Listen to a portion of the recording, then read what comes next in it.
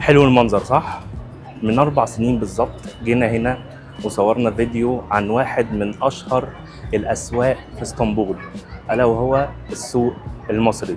بس لو رجعتوا كده من 4 سنين وشفتوا الفيديو القديم كنا بنصوره ساعة الكورونا والناس كلها لابسة كمامة وما كانش ألطف حاجة، فقلنا نيجي النهاردة نكرر التجربة دي تاني.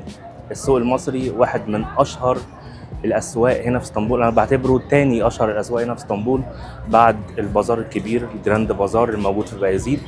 واحنا هنا دلوقتي في ايمنونو على الساحل في قلب اسطنبول. الاجواء هنا حلوه، الصيف بدا يجي، يعني بدات الدنيا تحرر، خلاص خلصنا من التلج ومن الشتاء، فتقدر تقول النهارده اول اسبوع يعني الدنيا تبقى حر قوي كده. هنوريكم دلوقتي الميدان اللي احنا واقفين فيه، ورانا برج جلطة، ورانا الساحل، ورانا الترامواي، ميدان ايمنونو لو عايز تيجي تاكل سمك. فخلينا ندخل البازار المصري ونشوف موجود جوه ايه. زي ما احنا قلنا احنا في الميدان هناك اهو، وادي السوق المصري من الاتجاه ده. فخلينا دلوقتي نتمشى مع بعض ونروح السوق المصري، ندخل جوه نشوف الموضوع هناك. والسوق المصري زي ما قلت لكم واحد من الاسواق المهمه قوي قوي في اسطنبول، بيزورها ناس كتير قوي كل يوم. بعد الجراند بازار برضو نفس الكلام. طيب السوق المصري اتبنى في القرن ال17 غالبا في عهد الدولة العثمانية، واتسمى بالسوق المصري لو معلوماتي مش غلط يعني علشان كل البضاعة اللي كانت بتيجي للدولة العثمانية من أفريقيا ومن الشرق بتيجي عن طريق مصر، فعشان كده اتسمى بالسوق المصري. تمام، ادي اليافطة السوق المصري، وخلينا ندخل. واول حاجة هتقابلها على الباب هنا هو اسم السوق اهو، مصر شارجستي ايجيبشن بازار من 1597 1664. وهنا نبذة عن تاريخ السوق المصري. هنخش دلوقتي على التفتيش.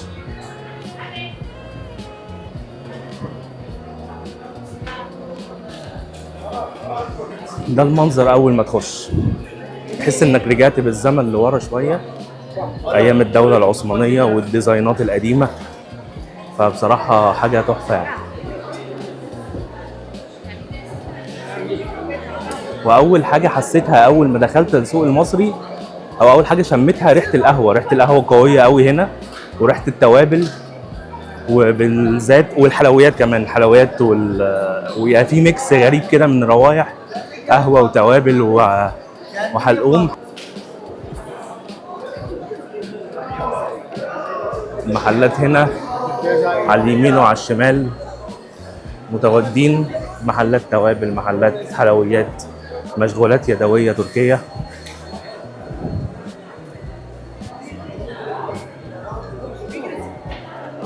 محلات الذهب برضو.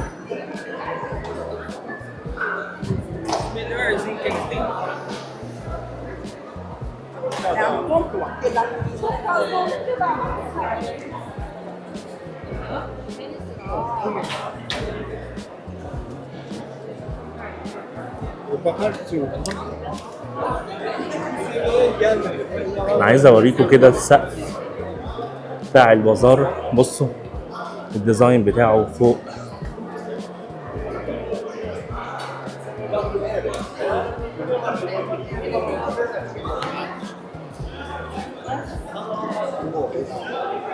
زي ما انتم شايفين اول ما هتخلص كده عندك يمين هنا تخرج، وعندك تكمل هنا.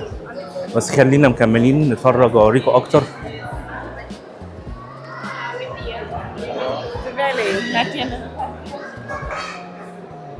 انا عامه بحب جدا الاسواق الشعبيه بتاعت اهل البلد.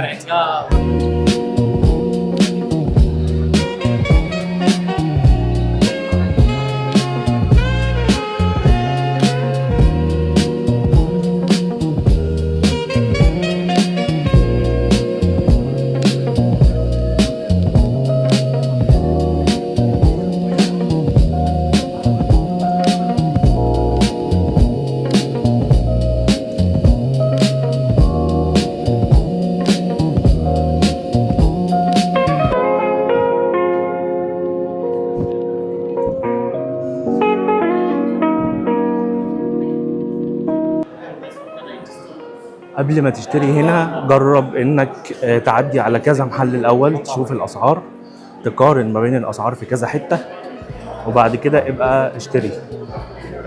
السوق المصري حاجه من الحاجات اللي انت لازم تزورها هنا في اسطنبول. ومش بس السوق المصري مكان تزوره، لا السوق المصري جزء من ثقافه البلد هنا. سوق قديم، اسواق القديمه دي بتبقى من الحاجات الحلوه قوي قوي في البلاد اللي انت تزورها. وصلنا للاخر هنا اهو، بس انا مش عايز اخرج من هنا، نخرج من المخرج التاني. فتعالوا نخرج من الناحيه التانيه ونوريكم. نخرج عند محمد افندي بتاع القهوه.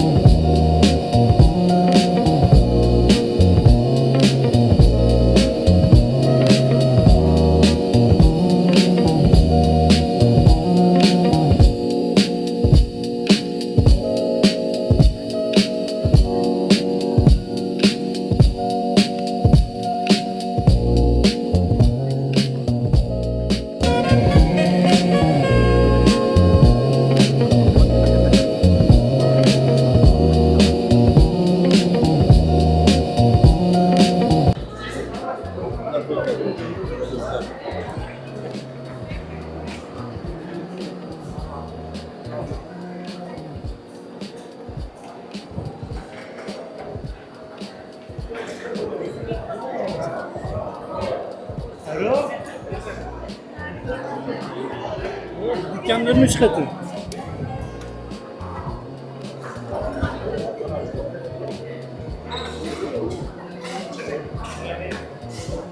هنا محمد افندي بتاع القهوه، الناس بتقف عليه بالطوابير بالذات السياح. احنا كده خرجنا بره السوق، بس ده مع حوالين السوق المصري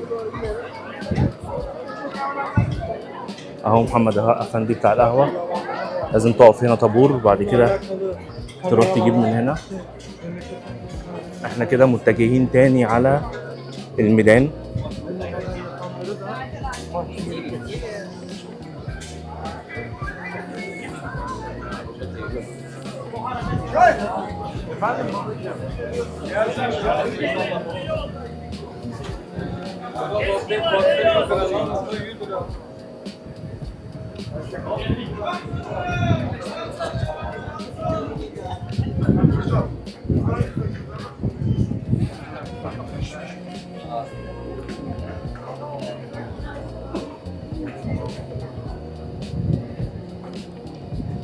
حتى لو انت مش ناوي تشتري حاجة، التمشية هنا من احلى الحاجات اللي ممكن تعملها. ممكن تخصص في رحلتك ساعتين بس في وسط اليوم، قبل الليل ما يليل كده، تقدر تيجي تتمشى هنا انت واسرتك، او حتى لو انت لوحدك تشوف المكان. حتى لو انت مش عايز تشتري، بس التمشية هنا حلوة جدا بصراحة. والحي نفسه شكله جميل.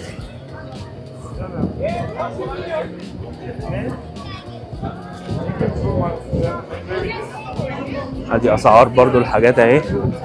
هنا اسعار الفستق اهو 600 ليرة للكيلو، وادي اللوز 350، وعين الجمل. طبعا المكسرات من اشهر الحاجات الموجودة في اسطنبول طبعا.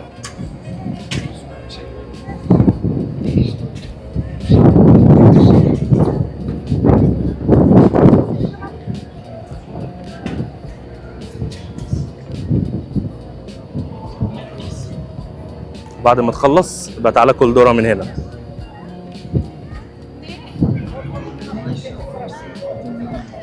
ودي كانت جولة سريعة في السوق المصري في إيمينونو في قلب اسطنبول. يبقى تعالى زور السوق المصري، واحد من أحلى الأسواق اللي هتعجبك هنا في اسطنبول. وبس، وده كانت نهاية الفيديو، ونشوفكم في فلوج جديد. سلام.